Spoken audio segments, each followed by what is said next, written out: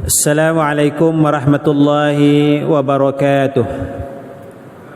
Alhamdulillahi rabbil alamin. Allahumma salli ala Sayyidina Muhammad wa ala alihi wa sahbihi ajma'in. Subhanaka la ilma lana illa ma 'allamtana innaka antal alimul hakim. Rabbi shrah li sadri wa yassir li amri wahlul 'uqdatam min lisani yafqahu qawli, amma ba'd. Yang dihormati Tuan Imam, Tuan Bilal, Tuan Kuasa Masjid, sidang jemaah, moga-moga kita dirahmati Allah Subhanahu wa taala. Semalam ada satu rakaman yang saya tengok bagaimana diajar cara berdoa, cara minta kepada Allah Subhanahu wa taala, iaitu cara minta dia adalah dengan kita berdoa meminta kepada malaikat. Minta kepada malaikat, sebutlah malaikat-malaikat. Nanti dia kata malaikat akan sampaikan kepada Allah Subhanahu wa taala. Jadi bagi tahu malaikat Jibril kita nak apa. Bagi tahu malaikat Mikail, barangkali begitulah ya. Jadi dia tidak meminta terus kepada Allah dalam bentuk doa ni, tidak minta terus kepada Allah, sebaliknya meminta kepada malaikat-malaikat ya. Ini salah satu bentuk doa yang diajarkan, dan cara doa ini adalah salah. Cara doa yang sebegini adalah salah. Sebab apa? Sebab doa mestilah kita minta kepada Allah Subhanahu wa taala. Dia tak boleh minta kepada makhluk ya. Oleh kerana itu, bila kita baca dalam Al-Quranul Karim, Allah Subhanahu wa taala firman, ud'uni. Allah Ta'ala firman, ud'uni, berdoalah kepadaku, mintalah kepadaku. Jadi minta mestilah kepada Allah Subhanahu wa taala Itu satu.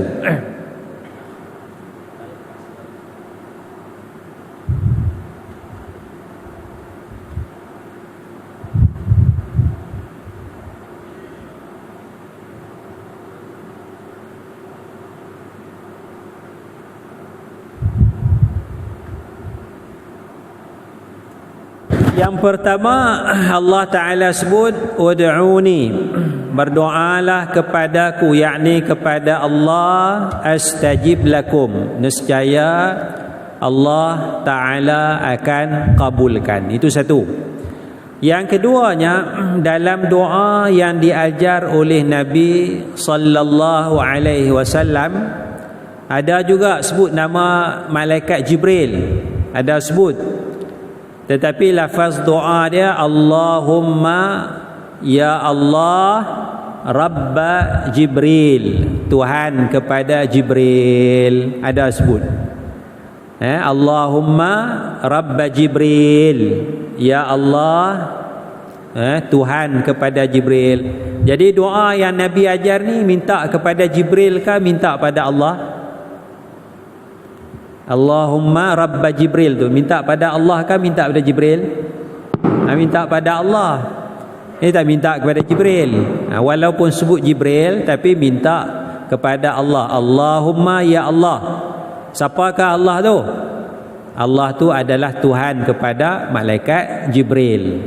Bukan minta kepada Jibril Jadi tidak ada satu doa pun di dalam Quran, tidak ada satu doa pun di dalam hadis Nabi sallallahu alaihi wasallam meminta doa lain daripada Allah Subhanahu wa taala.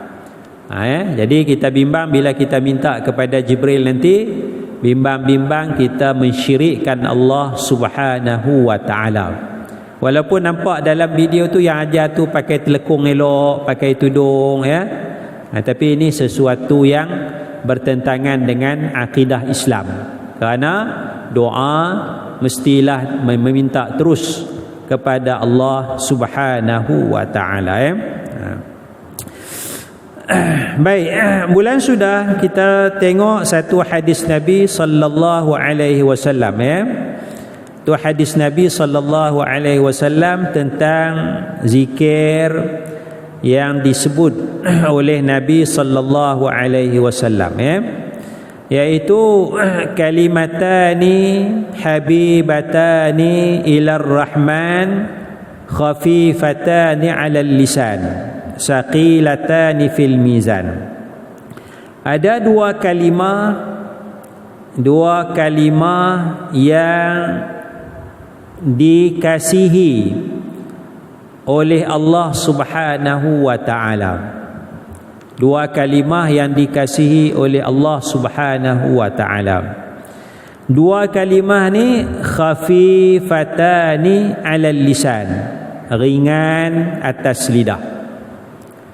Saqilatani fil mizan, dan berat timbangannya di atas mizan, timbangan nanti. Jadinya walaupun Nabi sallallahu alaihi wasallam sebut dua kalimah ini dengan tiga sifat. Apa dia dua kalimah ni? Kalimah yang pertama subhanallah wa bihamdihi. Itu kalimah yang pertama, subhanallah wa bihamdihi. Kalimah yang kedua subhanallahil azim. Subhanallah wa bihamdihi subhanallahil azim. Ada tiga sifat. Sifat yang pertama Allah Ta'ala kasih. Sifat yang kedua ringan untuk kita sebut. Dan sifat yang ketiga pahalanya besar pada hari akhirat nanti. Jadi adakah tiga sifat ini hanya terhad kepada dua kalimah ini sahaja? Subhanallah wa bihamdihi subhanallahil azim. Bila kita amati tiga sifat yang disebutkan oleh Nabi sallallahu alaihi wasallam ini juga ada pada zikir-zikir yang lain. Ada pada zikir-zikir lain. Maksudnya ialah segala lafaz zikir, segala bentuk zikir yang diajar oleh Nabi sallallahu alaihi wasallam, dia ada tiga sifat ni. Sifat apa? Yang pertama dikasihi oleh Allah Subhanahu wa taala. Tak kiralah subhanallah saja ke, alhamdulillah saja ke. Dalam zikir ni subhanallah wa bihamdih. Tak, kita sebut subhanallah aja. Subhanallah, subhanallah, subhanallah. Kita sebut Allahu akbar saja. Itu apa saja zikir yang datang daripada Nabi sallallahu alaihi wasallam, dia ada sifat yang pertama habibah, dikasihi oleh Allah Subhanahu wa taala. Itu satu. Sifat yang kedua ringan di atas lidah, ringan untuk diamalkan. Maka hakikatnya segala zikir yang diajar oleh Nabi sallallahu alaihi wasallam adalah ringan lidah kita nak sebut, dan dia tidak berat. Dia tak jadi satu yang membebankan kepada kita. Maknanya apa sajalah yang kita kata ringan kita nak terima, ringan kita nak sebut, ringan kita nak amalkan. Dan apa yang ringan tu Allah Ta'ala nak bagi kepada kita juga adalah ringan sebenarnya. Allah Ta'ala akan bagi kepada kita ringan sebab apa? Sebab zikir yang diajar oleh Nabi sallallahu alaihi wasallam adalah ringan. Kita ambil contoh. Kalau kita kata selawat, yang Nabi ajar apa? Allahumma salli ala Muhammad wa ala ali Muhammad. Dua baris ya. Allahumma salli ala Muhammad wa ala ali Muhammad. Ringan tak? Yang kita semayang tu lah, Allahumma salli ala Muhammad wa ala ali. Datang kadang-kadang sebahagian orang dia ajar tak, yang Nabi ajar ni dia kata tak berapa hebat sangat, ini biasa-biasa saja. Ada lagi selawat yang lebih hebat, lebih power lagi. Itu sudah menyanggah Nabi sallallahu alaihi wasallam. Ya, sudah menyanggah Nabi sallallahu alaihi wasallam. Sebab apa? Sebab kata yang dia nak ajar ni lebih hebat daripada yang Nabi ajar.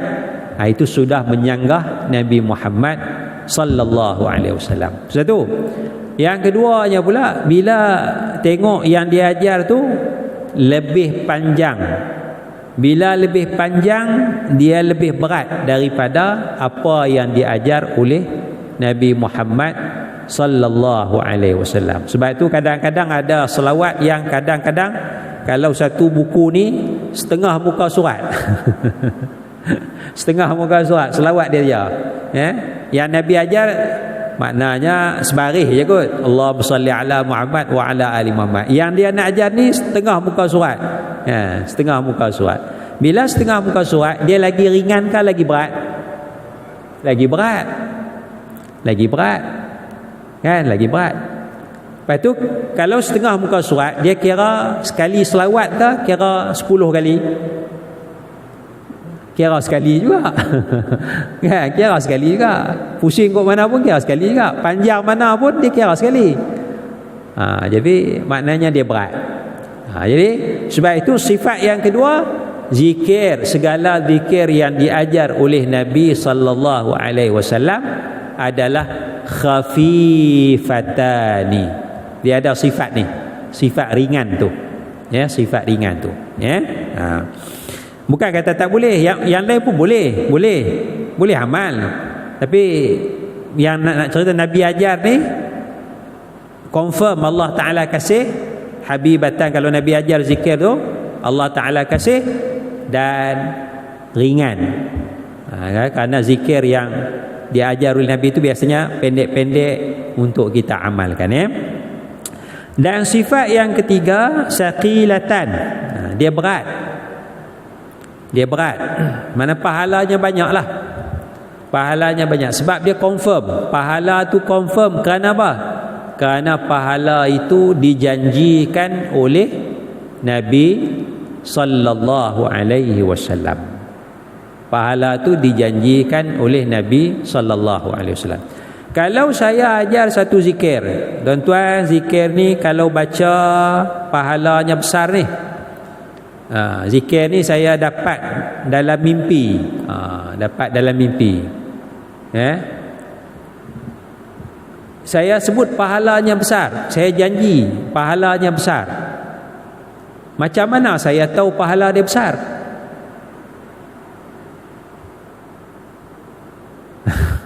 Kan, saja reka habis ya. Maknanya janji saya tidak valid, tidak sah. Kan? Tapi kalau Nabi janji zikir ni pahalanya sekian-sekian, Nabi sebut pahala sekian, fadilat sekian, Nabi sebut tu adalah wahyu daripada Allah Subhanahu wa taala. Confirmlah ada pahala. Tapi kalau saya reka zikir baru, saya sebut pahalanya begini, saya tidak dapat wahyu daripada Allah Subhanahu wa taala. Jadi boleh jadi sampai di akhirat kita dah beramal banyak, tiba-tiba tidak ada pahala yang Allah berikan. Ya, boleh jadi macam tu. Ya. Jadi yang Nabi confirm ada pahala. Yang Nabi ajar confirm ada pahala, ya. Jadi ini 3 sifat, ya. Sifat dikasihi oleh Allah, sifat ringan, dan sifat berat pahalanya, timbangannya pada hari akhirat nanti. Zikir-zikir yang diajar oleh Nabi sallallahu alaihi wasallam, ya. Kemudian masalah seterusnya ialah masalah mengikut Nabi sallallahu alaihi wasallam. Ya, ahli sunnah, ya, kita Islam cara ahli sunnah wal jamaah, cara sunni adalah ittiba', adalah mengikut Nabi sallallahu alaihi wasallam. Kenapa? Karena Allah Taala sebut di dalam Quran, a'udzubillahi minasyaitonir rajim,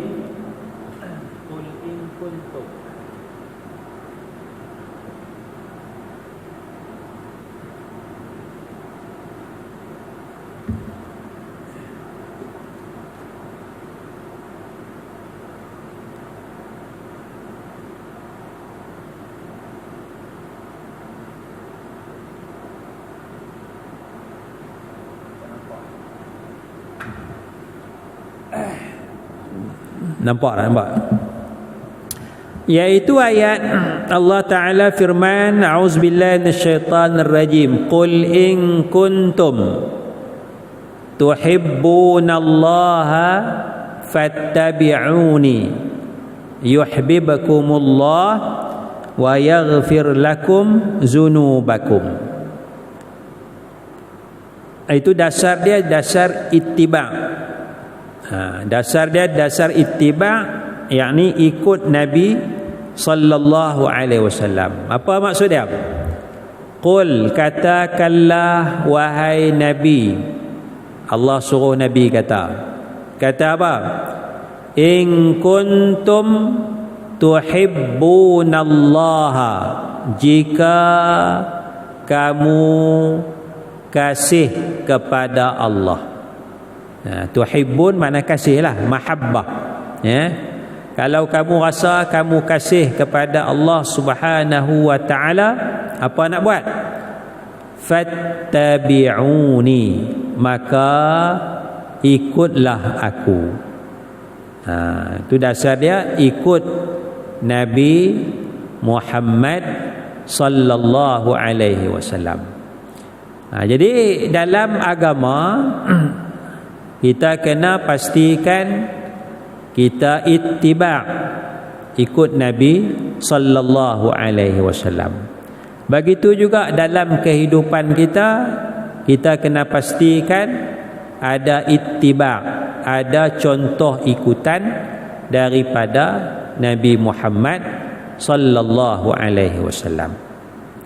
Kalau dalam agama, kita kata dalam agama, ya, sebelum kita nak buat sesuatu tu, pastikan ada ajaran itu daripada Nabi, ada ajaran tu daripada hadis Nabi, daripada asas-asas, dasar-dasar yang diajar oleh Nabi Muhammad sallallahu alaihi wasallam, ya. Itu dasar ittiba' tu.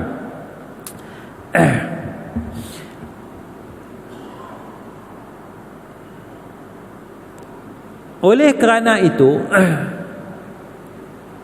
pegang kepada dasar ittiba' ni lah, ya, pegang kepada dasar ittiba', kita akan selamat. Contoh, kita balik contoh yang awal tadi. Doa minta kepada malaikat. Ada tak Nabi ajar? Kalau ada hajat minta doa kepada malaikat, ada tak? Tak ada. Nabi tak ajar. Nabi tak ajar. Jadi ittiba' dia, kita ikut. Doa tu tidak diajar untuk minta kepada malaikat, mesti minta kepada Allah Subhanahu wa ta'ala. Minta pada Allah lah, ittiba' tu. Ada atau tidak dalam doa Nabi ajar minta orang doakan kita, orang yang hidup? cari orang yang masih hidup, minta dia tolong doakan kita. Ada tak?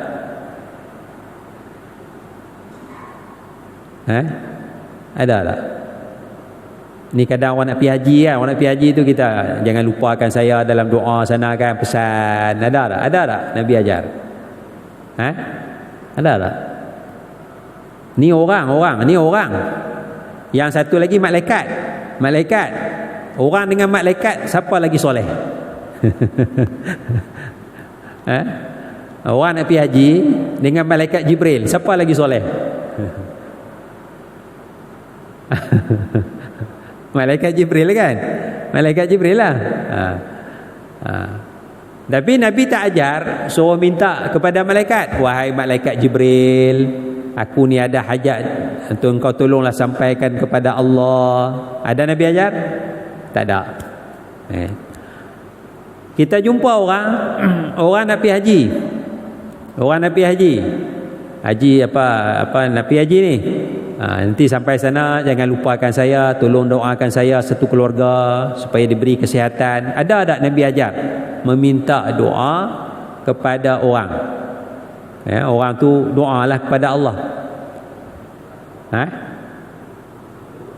Apa dia?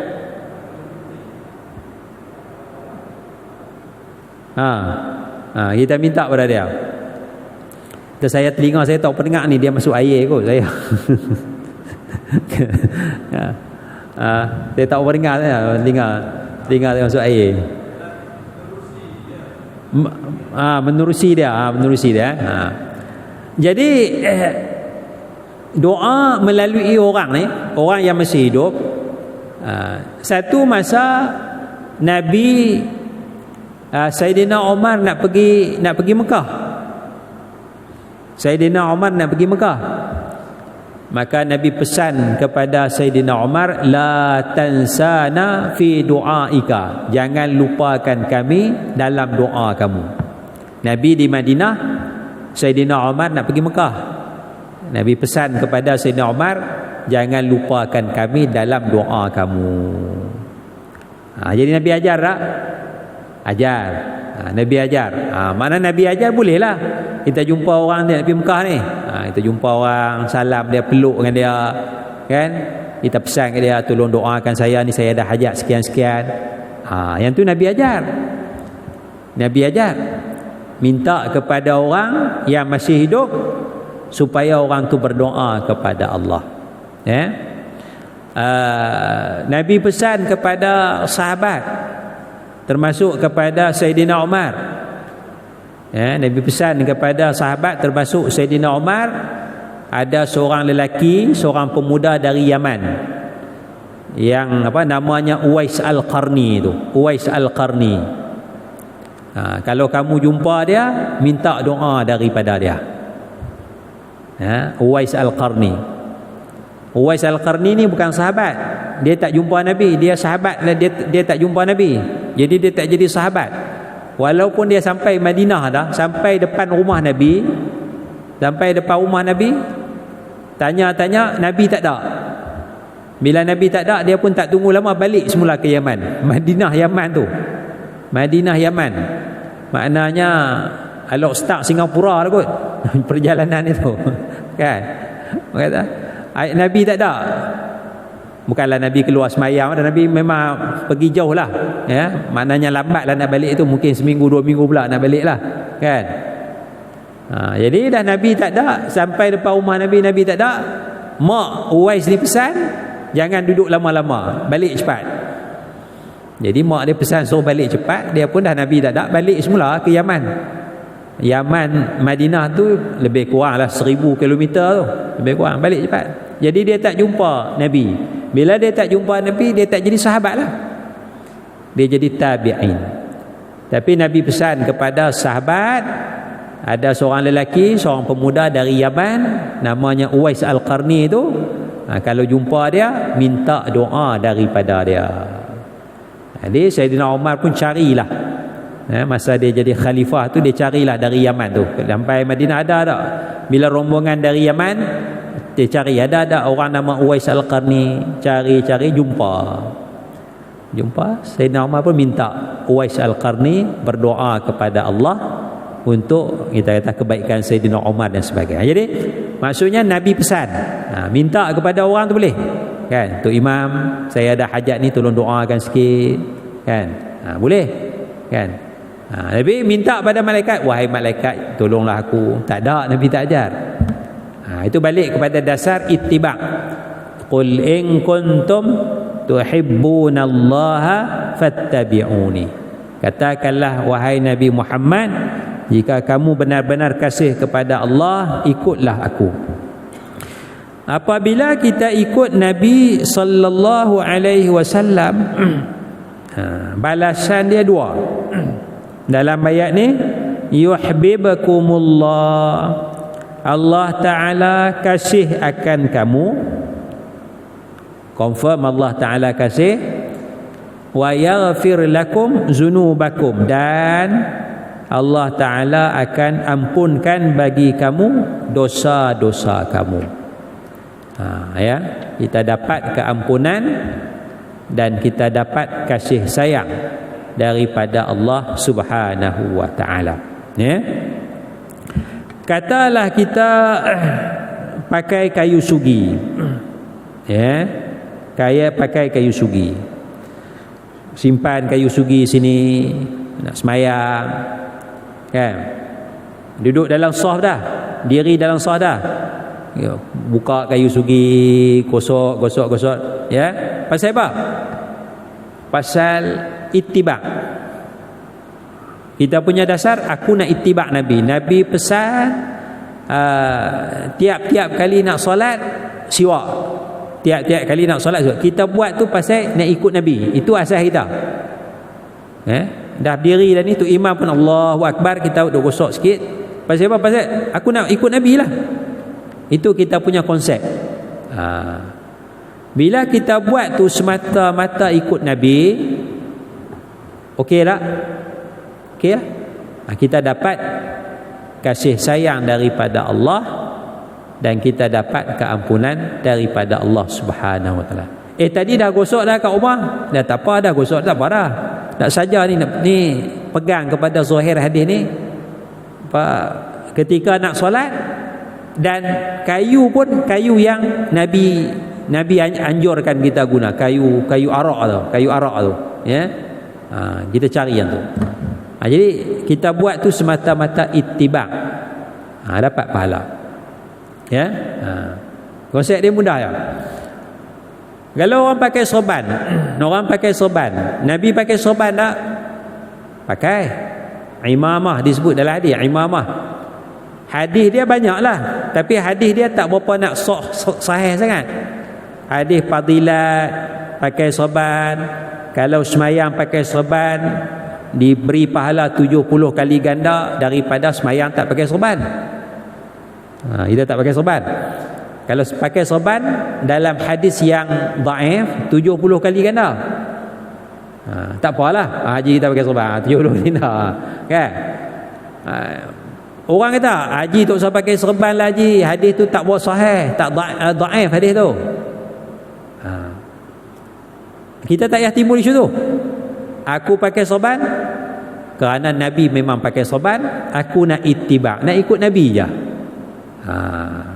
Bila kita pegang itu selamat. Aku nak ikut Nabi je. Aku tak tahu hadis ni sahih ke dhaif, aku tak tahu. Tapi memang confirm Nabi pakai sorban. Kita nak ittiba' yang tu je. Pegang kunci tu, aku nak ittiba', nak ikut Nabi je. Selesai masalah. Bila kita buat tu kerana nak ikut Nabi, yuhibbukumullah wa yaghfir lakum zunubakum. Allah Ta'ala kasih, Allah Ta'ala ampunkan dosa. Ya, itu dalil daripada Al-Quran ya. Apa-apalah ya, pegang dasar tu. Apa sahaja ajaran Nabi sallallahu alaihi wasallam akan diterima baik oleh muslim. Apa saja Nabi ajar kita terima je. Tetapi ada masanya ia mampu diamalkan, namun ada masanya tidak mampu diamalkan. Ada masa Nabi ajar kita boleh amal, ada masa kita tak boleh amal. Boleh amal ke tak boleh amal ke, kita terima dan kita cuba nak ikut Nabi Muhammad sallallahu alaihi wasallam, ya. Tapi sebenarnya apa yang Nabi ajar tu boleh amal lah, mudah ya. Ya, boleh amal, ya, boleh amal. Kalau kita kata contoh bilangan zikir, tak ada lah Nabi ajar tu sampai beribu-ribu, saya tak nak jumpa lagi, Nabi ajar tu kalau subhanallah tu, subhanallah lepas sembahyang tu 33. Kalau malas sangat 33, ada riwayat 25. Kalau malas 25, ada riwayat 21. Kalau malas 21, ada riwayat 15. 15 kan 16, gitulah. 15 16. Kalau malas 15 16, ada riwayat 11. Kalau malas 11, ada riwayat 6. Kalau malas juga ada riwayat 1. 7 riwayat. 33, 25, 21, 15 atau 16, 11, 6, 1. Makna lepas sembahyang tu kalau malas sangat 1 pun tak apa dah. Subhanallah, alhamdulillah. Kan? Tok Imam pun sebut subhanallah sekali ya. Tok Imam sebut subhanallah sekali, kita baru nak sebut Tok Imam dah beralih dah alhamdulillah. Kita baru nak sebut alhamdulillah, Tok Imam dah beralih dah Allahu akbar. Ya? Jadi ada 7 riwayat. 33, okey, 25, 21, 15 atau 16, 11, 6, 1. Tu zikir subhanallah tu, subhanallah lepas sembahyang tu. Boleh baca. Boleh baca. Jadi maksimum dia 33 Nabi ajar. 33 boleh amal? Boleh. Ya. Nabi ajar pagi-pagi boleh baca la ilaha illallah wahdahu la syarikalah lahul mulku wa lahul hamd wa huwa ala kulli syai'in qadir mi'ata marrah, 100 kali. 100 kali. 100 kali tak lama, kejap je, dalam 15 minit 20 minit je, kan. Maknanya kalau yang masih kerja tu, kerja Kuala Lumpur pula sambil duk bawa kereta tu, boleh amal subhanallah walhamdulillah wala ilaha illallah wallahu akbar, kan, sampai habis tu. Subhanallah alhamdulillah wala ilaha illallah akbar wala haula, 100 kali. Bukan zikir, apa zikir tadi? Yang dia bengang telinga ni, dia lari apa ni? Apa dia tadi? Lupa dah zikir tu. Dia tak masuk telinga ni, cakap tu masuk telinga. Dia lari. Hilang kata tu. Zikir ada tu zikir tu. La ilaha illallah wahdahu la syarikalah lahul mulku wa lahul hamd wa huwa ala kulli syai'in qadir. 100 kali. La ilaha illallah wahdahu la syarikalah lahul mulku wa lahul hamd wa huwa ala kulli syai'in qadir. 100 kali waktu pagi. Waktu pagi makna sekarang lah, sampai sebelum zuhur tu, ataupun sampai sebelum pukul 12 tu, masa tu untuk 100 kali, kan. Kalau kita amal dalam 15 minit 20 minit je, maknanya nak pergi kerja tu, ya, pergi kerja tu, ya. Saya pergi kerja 50 minit naik kereta. 50 minit, kan. Tak tahu nak amal dah, banyak habis dah zikir 100 itu habis dah. Apa nak baca pula ni? Tak ada. Ya. Saya duk amal tu 20 minit lah, ya. Ada nak pergi kerja 50 minit, balik 50 minit. Tapi Nabi kata pula, tidak ada orang lebih baik daripada orang yang baca 100 kali. Tak ada orang lebih baik daripada orang yang baca 100 kali, melainkan orang yang baca lebih banyak. Nabi bagi lesen pula, siapa nak baca banyak bacalah, tak apa, baca lebih tak apa. Tapi mana 100 kali lah, maknanya boleh buat, ya, boleh buat, ya. Kita duduk tunggu kambing malam nak makan pun subhanallah ilaha illallah sambil tu makan pun boleh dapat 30 40 kali tu tak? Kan. Simple je. Makan kami berhenti dah dulu. Lepas makan kami sambung balik. 100 kali tak banyak. Senang. Tak ada lah Nabi kata siapa baca la ilaha illallah wahdahu la syarikalah lahul mulku wa lahul hamdu wa huwa ala kulli syai' 5,000 kali sehari. Tak ada. Ya, Nabi ajar tu cantik dah. Bilangan dia semua orang boleh amal, ya. Insya-Allah lah, ya. Tapi kalau kita kata tak boleh, kita berat nak amal. Kita terima dulu. Terima dulu, aku nak cuba amalkan. Boleh tak boleh tu soal yang kedua, ya. Jadi itu asasnya kita dalam manhaj ahli sunnah wal jamaah tidak membangkang, tidak menyalahkan Nabi sallallahu alaihi wasallam. Sebaliknya dasarnya kita ittiba', mengikut Nabi sallallahu alaihi wasallam. Jadi kita kena jugalah apa yang diajar oleh Nabi, apa yang diamalkan oleh Nabi Muhammad sallallahu alaihi wasallam, ya. Jadi kita berhenti setakat tu dulu. Bulan depan kita sambung. Nabi Muhammad sallallahu alaihi wasallam adalah sebaik-baik makhluk, ya. Itu tajuk kita pada bulan depan. Wallahu a'la wa a'lamu bis-shawab. Subhanakallahumma bihamdik, asyhadu an la ilaha illa anta, astaghfiruka wa atubu ilaik. Assalamualaikum warahmatullahi wabarakatuh.